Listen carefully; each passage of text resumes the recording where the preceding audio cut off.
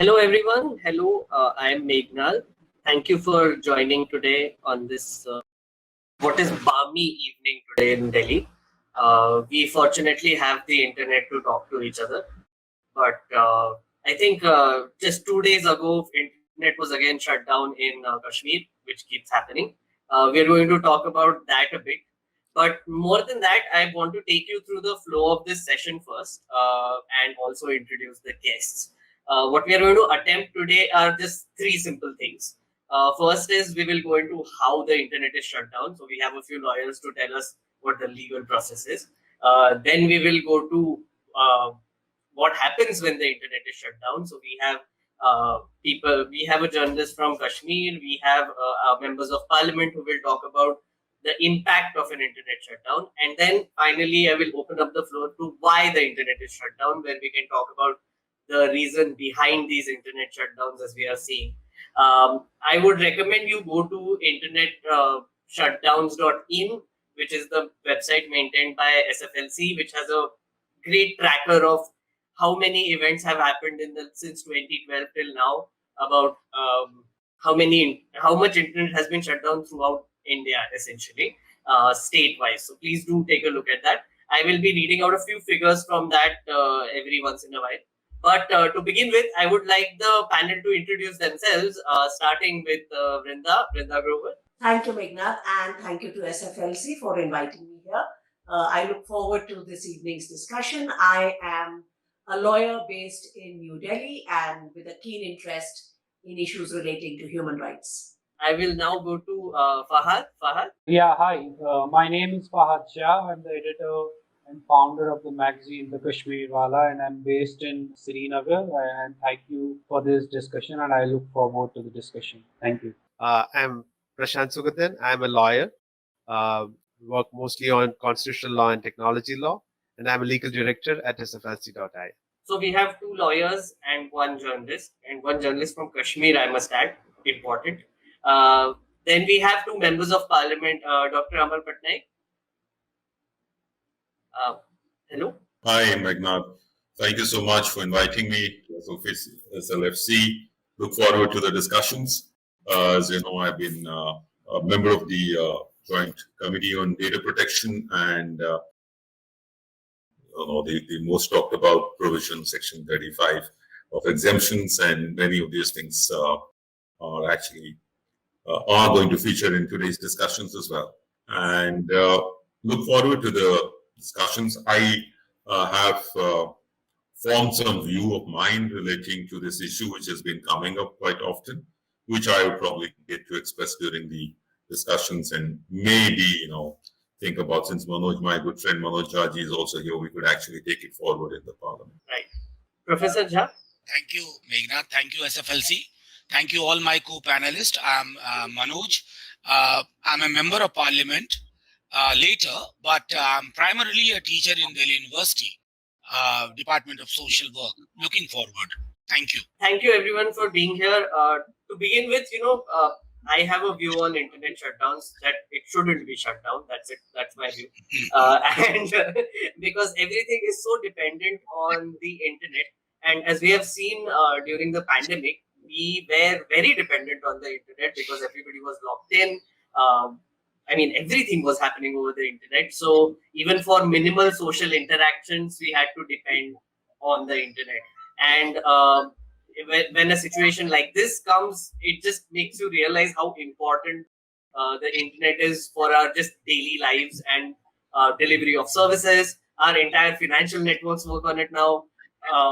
Just everything works on it now. So I just wanted to start off this small discussion with how the internet is shut down, right? So we essentially know that the internet is shut down. Every once in a while we hear a news, farmers protest ho gaya, usme shut down kar diya, to prevent, untoward things from happening. Then Kashmir mein every other day the internet is shut down for whatever reason. There have been cases where some wrestling matches were happening and some cheating might happen in exams, so the internet was shut down. So literally there are random reasons why the internet is shut down. Now I can say that safely. So I will actually start with Vrinda. Vrinda, can you just tell us how the internet is shut down? Okay, thanks. So I'll just, before I get into the technical aspects of the law, I'm very glad to hear you have such a clear position on the internet shutdown, because it's very rare nowadays for people to foreground their rights without saying, oh, but the state can have all this, and oh, but we are living in difficult times. So I'm glad that we are beginning on a note where we are saying rights are fundamental, and restrictions we will discuss and see where they come in our life. So thank you for this opportunity. So how does the internet get shut down, and who? Of course, the switch is in the hands of the state, as power and authority usually is. However, this power and authority is not something that we have given a blank check to the state. Any power, any authority with the state is only subject to our rights as in Chapter 3 of the Constitution, the fundamental rights. The actual power here is coming from the Indian Telegraph Act of 1885. Rules were formed in 2017. They were notified by the government, called the Temporary Suspension of Telecom Services, Public Emergency and Public Safety Rules. Please keep in mind the word temporary. In Kashmir, in 2019, when the shutdown happened, it crossed over 100 days. We would need a new definition for the word temporary. It had lost all meaning. So SFLC website says 552 days. That's not in one continuous thing. Right. So, overall. Yeah, from January 2021, they started reintroducing in dribs and drabs. So the kill switch switches off in one go, but it never restores it fully in one go. So in 2017, these rules were notified. The rules actually lay down a 3-tier process of an officer who has the power to pass an order with reasons, saying switch it off, whichever area, saying what is to be switched off, which aspect of the internet. Is it data? Is it mobile phone? Is it SMS service? What are you switching off? And for what reason? And where? And for how long? Then there is a competent authority, which is usually the secretary, either state secretary home or union secretary home, and a review committee, which consists of senior government officials who will then review. There is a strict time frame where this has to be all done within a span of 24 hours confirmation, and then within 5 days, the review committee. When I filed the Anuradha Bhasin petition, Anuradha Bhasin being the editor of Kashmir Times, and I'm sure we'll hear much more from Fahad, in August 2019, as we know, and irony died that day, as we were, the government of India said they were integrating Kashmir into the democracy and the Democratic Republic of India. The internet was shut down, and all manner of communication was shut down, leaving the people of the valley and most parts of Jammu into a complete and absolute information black hole. Yeah. So things which were impacting their lives, and their life was being changed with this shift in the constitutional arrangement, they were left out of that public conversation. In fact, they were neither to receive information nor participate in anything. This was an internet shutdown which actually went even up to landlines. So no form of communication. David Kay, the then UN Special Rapporteur on the subject, actually said this is the longest and most intense internet shutdown that any democracy in the world had ever exercised. So we do rank in certain lists for sure. When we challenge this, I'll just come quickly to what the issues that were raised, and if I may permit it, just to illustrate this with the orders, because that's what we are trying to understand. So yes, there is a power. You have, and the rules notify how it is to be exercised. However, the power is never absolute, and this is the question that the court posed to itself in the Anuradha Bhasin petition, and then declared that are these powers, have they been exercised validly? And they declared that the medium of internet when it is used for purposes of freedom of speech and expression, which as we know includes freedom of press, as well as freedom to practice your profession, business, trade. They said the medium of the internet, when used for these purposes, enjoys constitutional protection. This was a declaration made in the judgment. Vrinda, I will have to interrupt you there for just a second, because I also wanted sort of Prashant to come in here and also explain one thing. I had a very simple question. So now, as Vrinda said, that certain officers. Finish this sentence? I'll just finish this sentence. Oh yeah, sure. Then Prashant can come in. Yeah. So they said that yes, this is a constitutional right. The minute it's constitutionally protected, the restrictions on it will then be tested through reasonableness and proportionality. So if the orders are arbitrary, unending with no time frame, passed by wrong authorities, no reasons, then those orders will not stand scrutiny and will have to be dumped. Interestingly, the temporary suspension of telecom rules had no provision that for how long can you suspend the internet. Only when the Supreme Court pushed the government, they subsequently in November 2020 brought in an amendment saying maximum period of 15 days at a stretch. I just wanted to come to Prashant and take Vrinda's point forward, actually, because I'm very interested to know what happens when, say, an order is made to shut down the internet, and what happens when a telecom company does not obey. Has there been a situation where the telecom company has not obeyed, or is there some sort of penalty on them? What happens exactly? I mean, to be honest, I don't think they have an issue of a telecom company not obeying an order. I think they have been more than willing to comply, and there are stringent conditions if you look at the DOT licenses. So any orders from the government, any provisions in the rule, they are bound to comply with. One issue that we find is, although Vrinda mentioned these rules, we find that often the government authorities do not follow these rules. And when you said specifically about telecom companies, so the biggest problem that we have when these orders are issued, this is not even communicated to the public. Suddenly your internet doesn't work, and that's it. You don't know what happened. There is no communication by means of an SMS. In some cases they do it, but most of it's not done.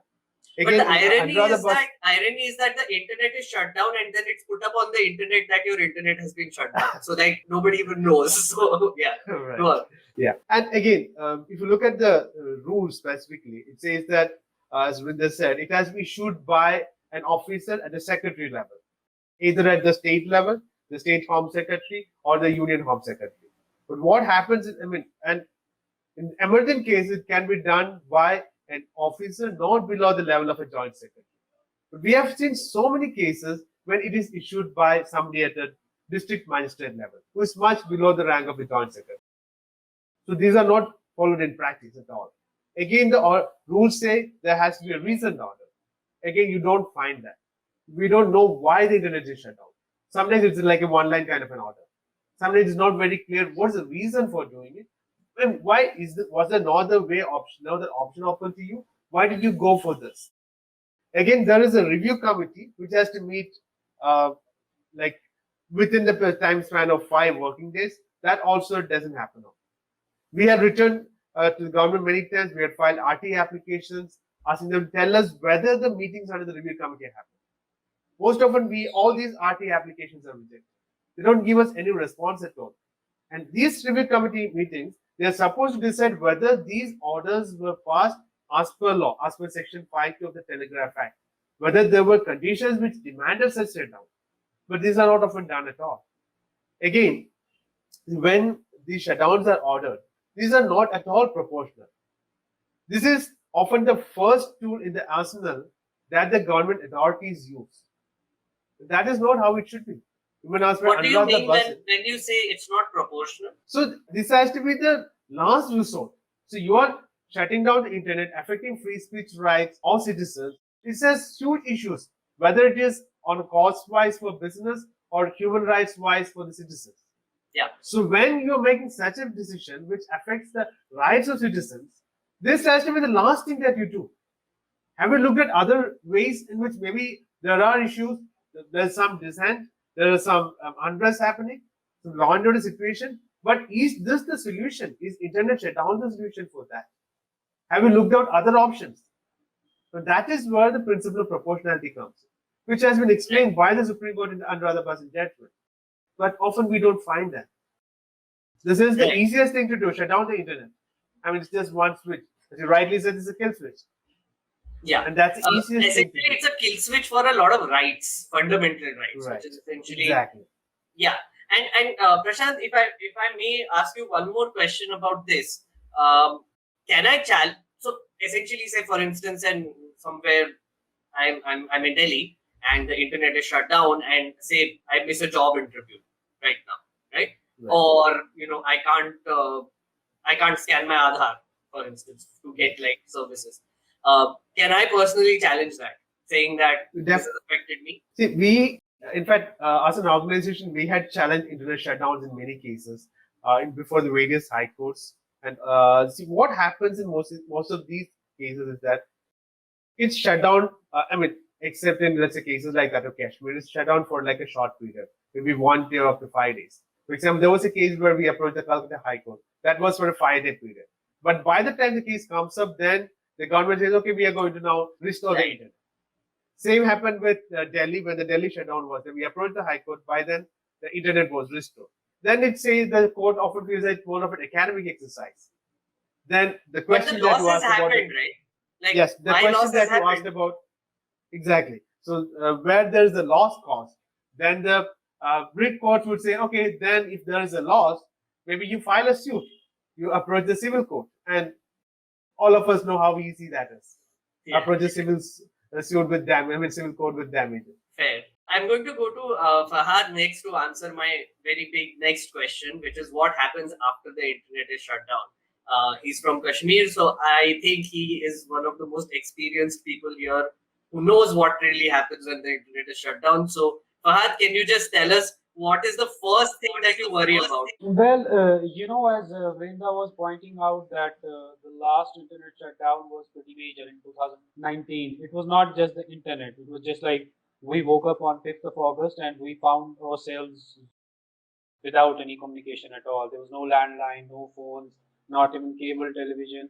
I got to know about abrogation of Article 370 at around 11 in the day when I walked outside on the street and a shopkeeper was shouting on the road and he was saying, they have removed it, they have removed it. We had no idea what was happening. And then we did not know at all what to do, because as a journalist, the next thing you do is you mail your editors, you try to contact, you're like, what story can be done? And we run a local publication, so that was completely shut because everything had to be done on internet. We had to publish on internet. So the first thing that we did on that 5th of August was that we just went to the press club, to the city center, and we thought we'll just find out where are the other people, what are they doing, if we can find someone there. And then that's how it started. We started meeting at particular place in press club. Then we started going here and there looking for internet. It was like, looking for water in desert, for 5-15 minutes can we get internet. Like I remember myself, I have literally begged a shopkeeper near the airport and told him, can you just give me 2 minutes of internet? I just want to mail this particular file somewhere, because it was working near the airport. But then the government started the media center, and I would mention media center because initially there were just 4 computers and there was an internet line, and there was a particular timing from morning 10 or something till evening 7 or 8. But you remember there was this one judgment that came in the case that they were fighting in with Anuradha's case. And then the government responded to one of the questions. The government told the court that, but they have all the services. The internet is functioning there in that center and they are there to work till 11. And that day when we went to the center and we suddenly found out that, oh, today we can work till 10. And we asked them, what happened today? They were like, no, this is just a new order. You have to, now it's open till 10. Because they had realized that the government has told this to court, now we have to do that. And then they increased the computers also. But there is a theory that the government always gives when it comes to internet shutdowns. Even today, when they shut it in a particular place, like Pulwama, it was shut down just 2 days ago, or Shupien, is that there are people who connect and it could give rise to the protests or anti-national element. But what we have found on ground as a person who is here is that internet really does not impact any kind of protest in Kashmir. That's what we have seen. Because I'll give you an example. In 2016, when Burhan Wani was killed on 8th of July, the first thing that the government did on 9th was that internet was shut. There was cell phones were not working in South Kashmir. But still, on that day, you saw massive protests everywhere in Kashmir. You saw several civilians getting killed in those protests, and in the days that following days, there were a lot of protests that happened. So, how did those protests happen? Obviously, people did not organize them over landline phones or going to one and each other's house and telling them, "Let's come out to protest." So internet used to be like the medium of venting out and saying things out there. But the way that people are being dealt with in terms of the internet and in terms of digital activism that has been going on in Kashmir, there have been several cases in the recent 2 years. Wherever you put something, you put out a tweet, you get called by police or you get told, "What are you doing?" There are FIRs filed against tweets. There is a UAPA cases, two of the UAPA cases filed against two journalists over the tweets that they had made. Yeah. But as when the internet is gone, the obviously the basic things that happen is which has happened in the last year in 2020 was the first thing, the casualty was education, because the whole world was online education, and in Kashmir you had 2G. And as much as screaming, you were saying, students were saying, "We can't buffer this, we can't use this on our internet," the government would always say, "Oh no, but it's working fine for us. What are you saying? Everything is working fine. It shouldn't be a problem." That is the one thing, that is education, because it's not the same the way we used to be in school. We didn't have internet, but now from an assignment to online classes to everything, what you use is the internet. And the other thing that happened during the pandemic was that a lot of these doctors and a lot of these groups that the doctors run were useless. They were not able to use those groups. There's a very interesting group, Save Heart initiative, which you must have read in the media, that initiative was completely defunct because they were not able to use it. There was no internet. There are a lot of doctors who use studies, who connect to other senior doctors outside. They try to consult them. That was also not happening. And obviously, the press, as we know, is all happening right now through online. When the 4G was restored, I remember people saying that this doesn't even look like 4G. Are they really like they have restored 2.5G perhaps? And we have been told that 4G has been restored. So there are a lot of these, situations. And, in the recent times also, when the internet is shut down in Pulwama and in Shupien or other places. So it is also becoming irritating now. Like you don't really know that you will have internet for 5 days and you have, like, let's say, last day to apply for something. And these incidents have happened. People have missed their online classes. People have missed their exams online. I know people who have missed. People have missed filing some important applications online because there was no internet on that particular day. And that's what happens because, and you also don't know who to reach out to. I'll tell you, as journalists, we try to find out who's writing these orders, who is the person we should go to and check, because the orders that come out, it says there's a IAS officer whose name is written there, and he issues the order. And these orders are very interesting. I remember in 2020, I think 144 orders were issued for internet shutdown or extension of internet shutdown. So sometimes it's mentioned that the trying to instigate people in Kashmir. Sometimes it says that the number of people coming out during elections or in particular activities is higher. So we have called these orders or orders of absurd because we don't really know what they mean by this. And I think the government has never been able to prove that what the internet shutdown really does. Right. You mentioned a very interesting point that when the internet is shut down, a lot of services are affected. I'm also wondering if vaccination gets affected. Right, because the internet, I mean, COVID app works on the internet. So, have you seen anything of that sort in Kashmir where people are not able to put their slots or finding it difficult to vaccinate themselves? Well, I don't know any particular cases as such in Srinagar, because in Srinagar it hasn't been shut. But obviously, in the areas like Pulwama or Shippian, when the internet is shut, even though it is for the day, so of course, obviously, during that day, your app will not work, your any other services will not work.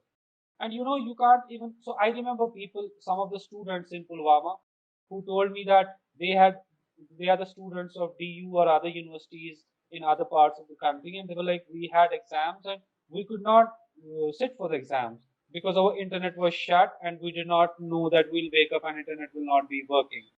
So there are a lot of reasons, there are a lot of issues that people face. But I think somewhere along the along in this time, people have also started feeling this is normal, because when you have Yeah. internet shut down for months long, and people are starting feeling like it's like a thing that, oh, it's not as bad as it was in 2019. At least it's working in Srinagar, or at least the 2G is working. So, it has reached to a point where whatever little internet you can get, even if it's your WhatsApp is working, that means a lot at one point of time. But you can't really be sure when the internet will be shut down. So I just wanted to give a few figures to those who are watching. So in 2020, there were 129 total shutdowns in India. And one of the estimates says that there was a loss of around $2.8 billion because of it. And India was the country which faced the most economic losses due to internet shutdowns. And to give you a comparison, this year it's Myanmar. So because obviously there's a coup going on and there's no internet there, but like compared to that, there is a country that where a coup is going on, and there is us where, well, pretty much everything is working, but still our government decides to shut down the internet whenever it wants. So the question now I would like to pose our members of parliament here is, why do you do it? Why does the government do it? Like, I mean, that's what. So like, how is done? What happens is done. Now you guys answer why. I'll first go to Professor Jha. Do you want to go first? Thank you very much for that question. And you said why you do it. I certainly don't do it. Yeah. I The system am does it, sir, and you are a no, part of the system. for that way, I'll recommend you. I wrote a piece for Indian Express, Dear System G, during the COVID times. So anyway, Meghnad, what I think first point I'll make: democracies, elections take place, things appear normal, as you also said that otherwise we are doing well, pretty well. But the appearance is that we are doing well. We are witnessing a majoritarian state, but a very weak state by character, very insecure state.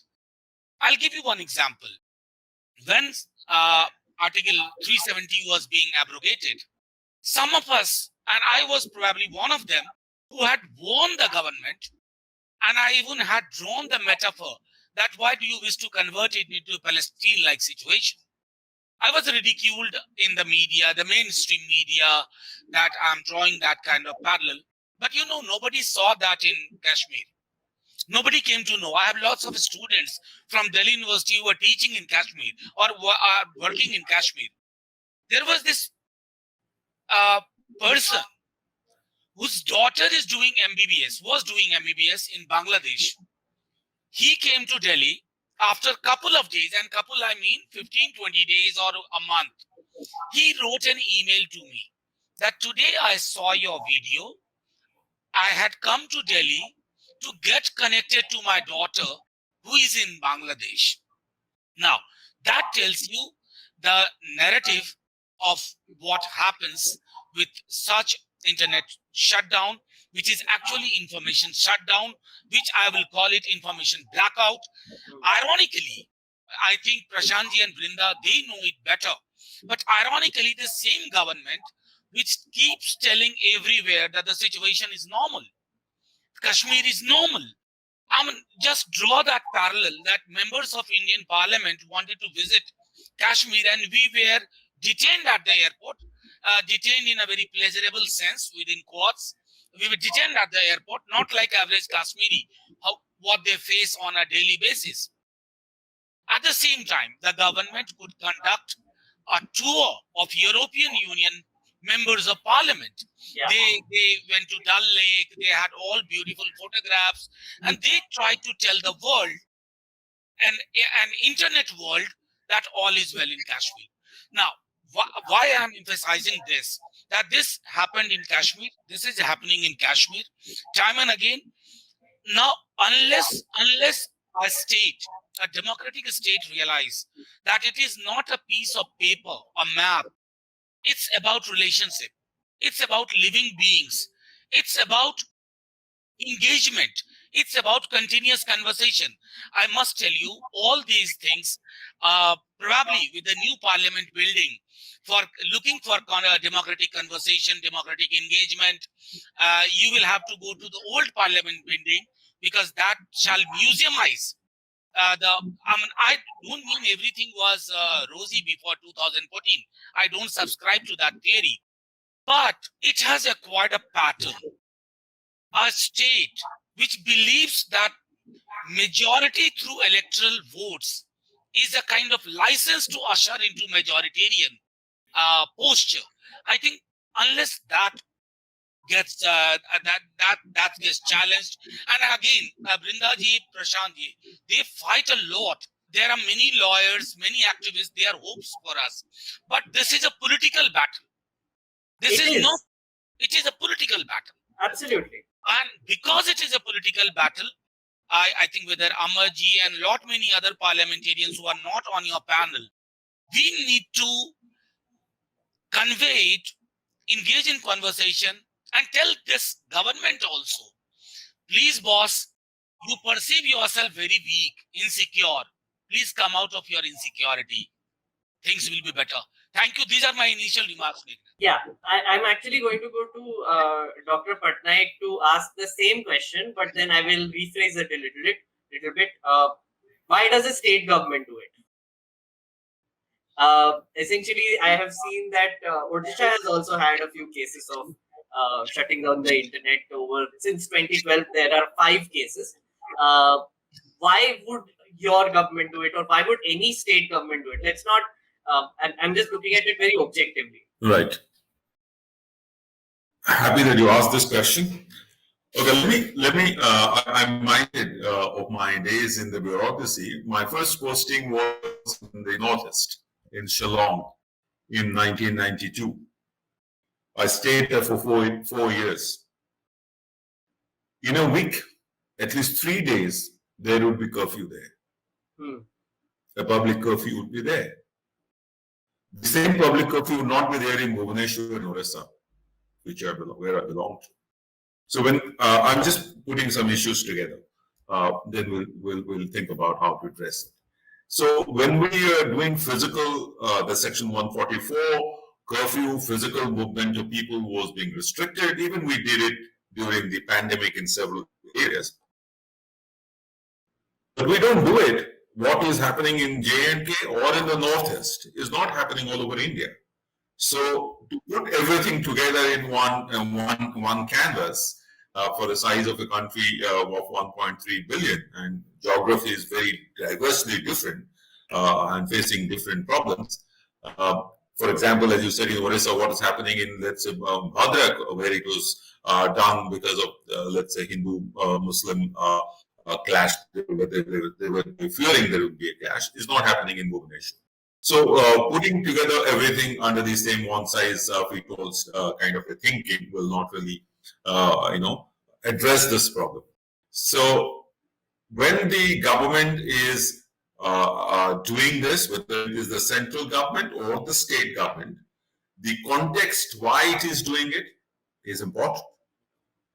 And more important, and it's just missing, I think that's where the crux of the problem is. What is the purpose? What is the statement of purpose? What is the objective for which it is doing? And whether that has a rational nexus with the purpose that is to be achieved, which you were saying is, then it follows the proportionality, necessity, adequacy, all these things would follow. Whether that particular purpose is well set out. Now, if you look at the telegraph, since I was part of the bureaucracy, if you look into telephone tapping, if you look into other aspects and so on, I think there is a systemic flaw. The flaw is First of all, I still believe that India needs to have its well laid out legislated surveillance law. We don't have it. Now, even under the current dispensation, the review committee, which looks into the decision taken by the Home Secretary or whatever, it doesn't have any, why do you have to go in each individual case to the Supreme Court or the High Court and get it judicially reviewed? I think at the review committee stage itself, there could have been some kind of a quasi-judicial authority institutional mechanism which could have reviewed it very fast and can shut it down. Now, when there is an independent review mechanism, I think the first thing that they would ask is what is the purpose that you're trying to achieve in Kashmir or in Shillong or in Orissa or in Bhadra, whatever. Now, when this purpose is not clear, that's where the problem comes. How much is proportional, how much is necessary? Now, if you look at I was doing this there all over, there are 5 excuses. There are 5 basic excuses. That is national security, elections, protests, school exams, and visit by government officials. Obama visit. Yeah. Right. Now, I'll go in a very systematic way to say that some of these excuses should actually be not there at all and can't be admissible at all. So let's remove them. 1, exams. 2nd, visit by government officials. I think let's remove them. So, because the idea is that to narrow it down as much as possible. And therefore, the best thing is to have a law. Best thing is to have an independent review mechanism. But assuming that I am the lawmaker and I'm removing these 2, now let's look at the 3: national security, elections, and protests. National security is something in which there's an assessment of the security scenario done, which a lot of it is confidential. We can't really get into it unless the courts get into it. And they should go to the court. But, when the internet shut down, which is equivalent to it's a fundamental right, so there has to be reasonable restrictions, 19.2, but whether those reasonable restrictions are having a nexus with the purpose that needs to be achieved. Now, protest. Now, that's where the quarrel is. Public order. Now, the same public order word has been used in Section 35 in the Personal Data Protection Bill as well. Yeah. In the bill form, what you finally see after our recommendations is we are all waiting to see how it gets introduced finally. But this protest that is to maintain public order, what is the public order? Or what is the challenge to the public order? Could be a communal clash, could be dissent, could be some of those areas. The real problem is neither the Supreme Court. I'm very careful while saying it. Neither the Supreme Court nor the executive have come out with clear guidelines as to what should be interpreted as a disturbance to public order. And I think the time has now come. Of course, Vrindaji, because of the that court, that last judgment, things got kind of centered as regards the right of people to access internet. It's like a freedom of speech and all that is fine, constitutionally guaranteed.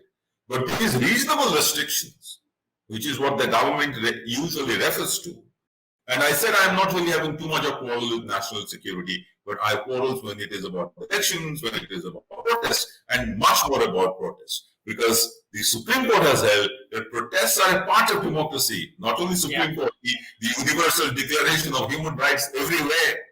The covenants also have held. So this public order and the government, let's say, the intention could be to quell this dissent, and that is what is happening. So I think it's high time that the 3 aspects of a guideline could be what should be the purpose, what would be what are the, as someone said, what are the alternatives, what is the minimum intrusive, least intrusive restriction, what are the candidate systems.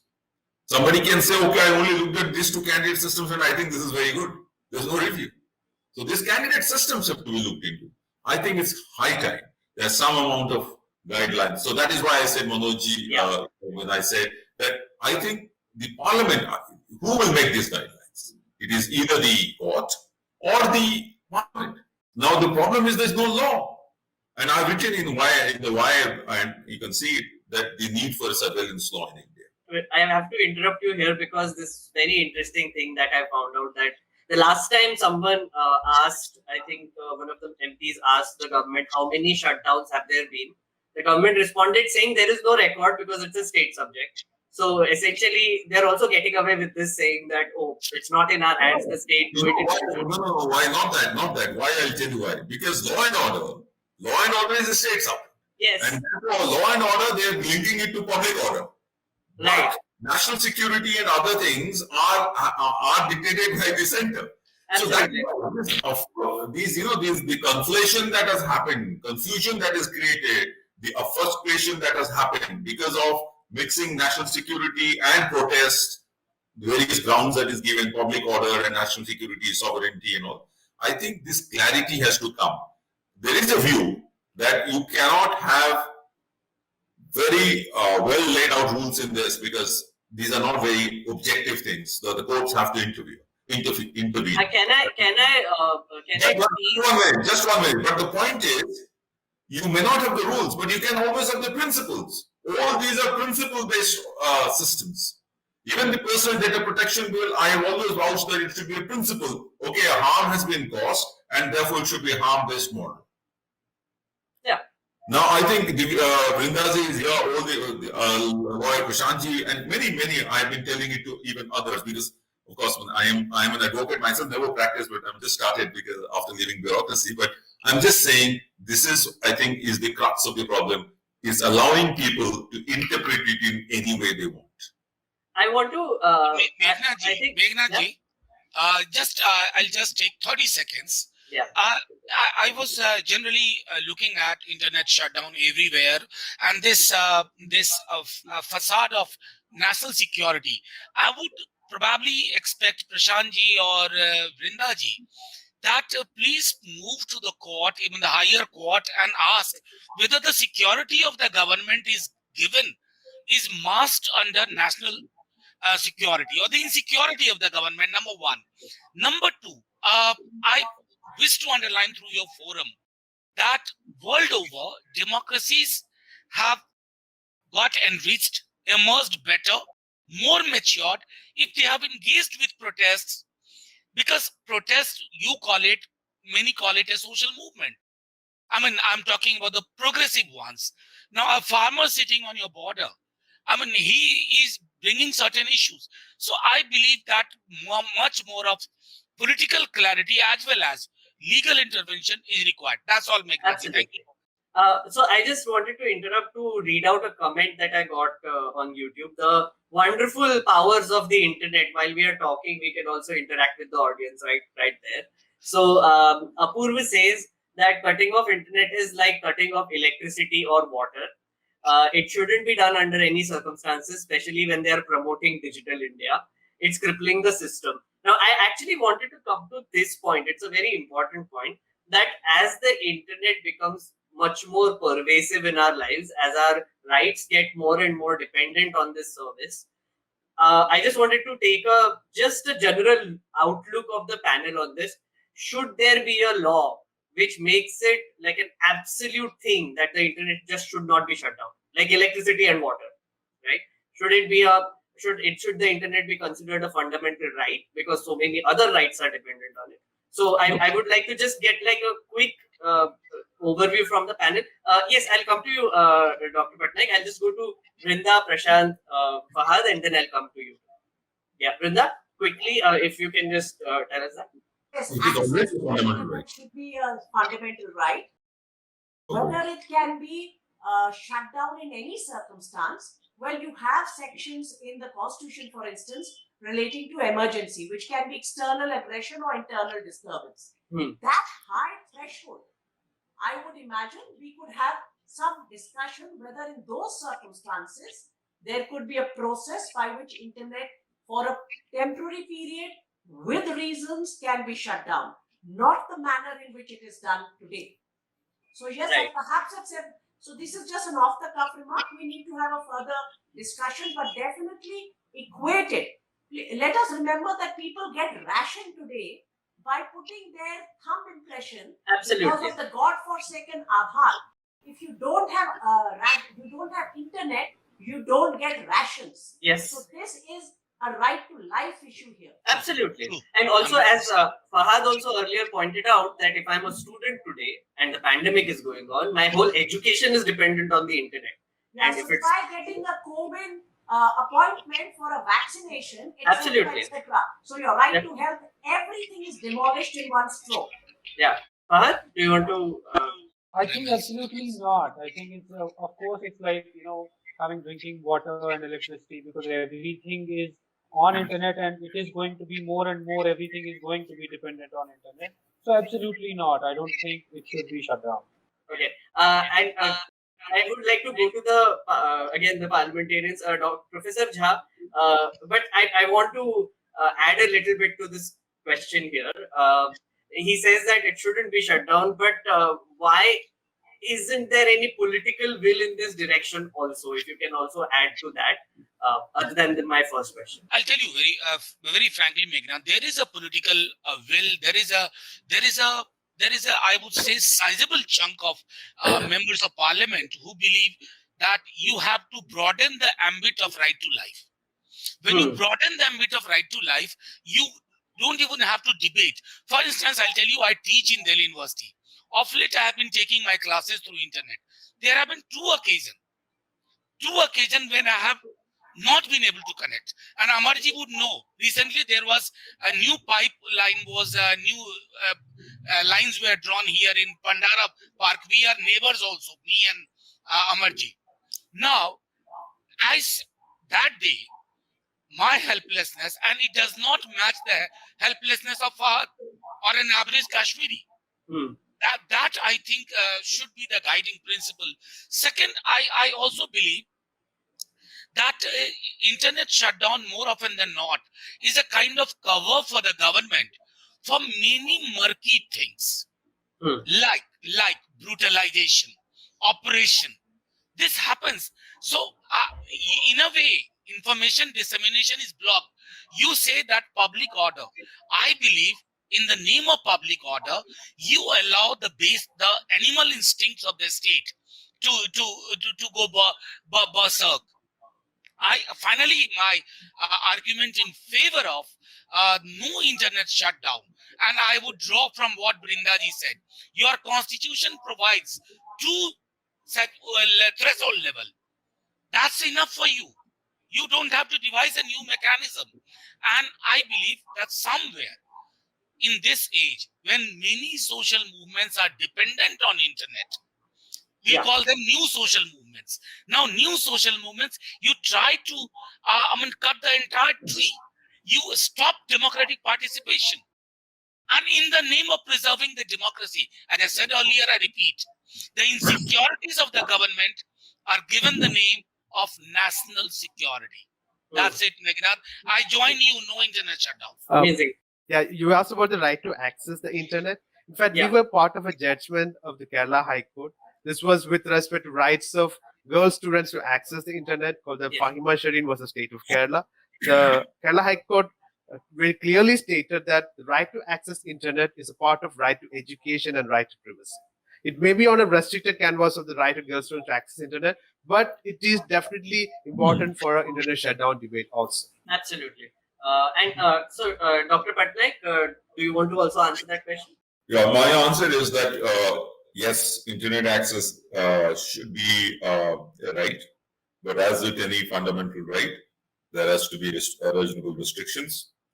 Even in electricity that you talk of, whenever there is a storm, we see it in Odisha all the time, these lines are shut off. And that is by a public announcement made by authority from the Electricity Regulatory Commission of every state.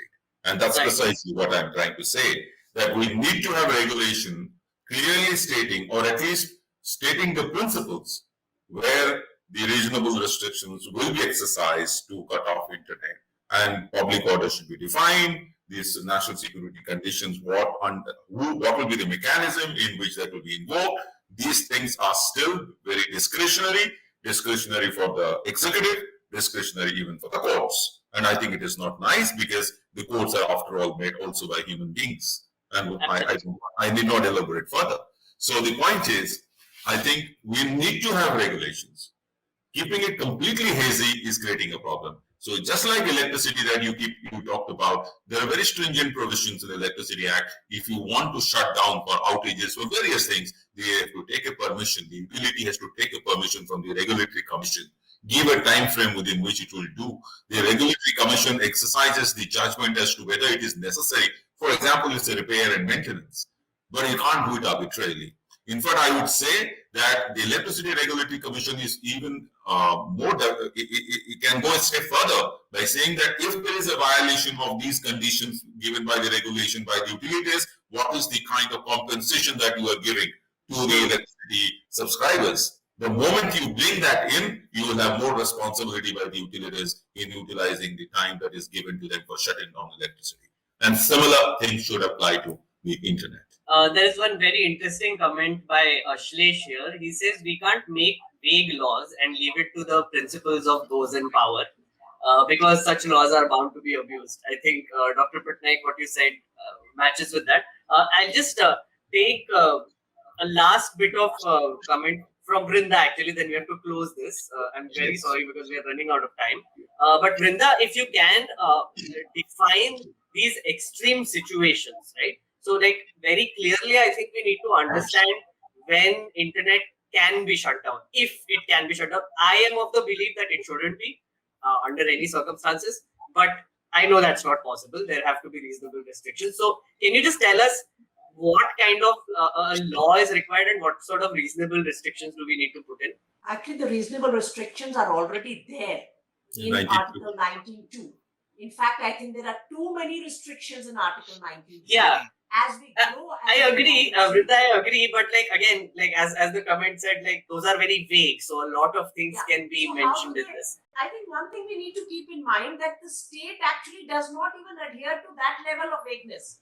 Because I think it's important to understand the practice of the state. So let me give you this example from the order passed on 4th August 2019 in Kashmir, the title of which was Shutdown of Landline Services. And the order was very small. In view of the apprehension of misuse of data services by anti-national elements, which is likely to cause deterioration in law and order situation, you are directed to shut down the landline services in entire Kashmir Valley except airport with immediate effect till further orders. How does data affect landline? It's mind-boggling. And you are saying law and order. Law and order is not a restriction of Article 19. And this, on the basis of this order, for over 100 days, landlines were shut down. So please understand, the state exercises power with impunity. Therefore, the issue of guidelines and regulations. Now, some of which has been defined. Clearly, it is not measuring up in experience of the Republic and the experience of the citizens. Therefore, I agree with the co-panelists where they are saying these have to now be regulated much more. But in the regulation, my only apprehension is that if the regulations are being drafted and crafted by the state, do you want that Pandora's box to be opened at this juncture? I would hesitate. So therefore, what we need to constantly is to build a public opinion where any breach of right has to be an extreme exception, and the state must be penalized each time it breaches that. And that, I'm afraid, courts are not doing. In fact, in Anuradha Bhasin, I asked the court to set down guidelines, and that prayer was totally ignored. So it was ignored, as in like they didn't respond or they just didn't comment on it. Well, they didn't comment. I mean, the court writes the judgment. So we do. I think this is an exercise that citizens should undertake. Absolutely. We should undertake this exercise to say only in these very exceptional circumstances can you do this kind of closure of internet. And secondly, the review committee cannot consist of the secretary of different ministries. There has to be a different voice. It's not. There has to be judicial civil society. The bureaucracy is not representative of the people of India. And Vrinda's whole speech, if it's a tweet, it should end with #Digital India. I'm going to end this panel right here. We are out of time. Thank you so much, gentlemen and lady, for doing this with us. Fahad, I hope you continue to be with us as long as the internet is with you. So more power to you. And thank you so much for joining. Thank you to the audience for joining and commenting as well. Thank you so Thank much. you.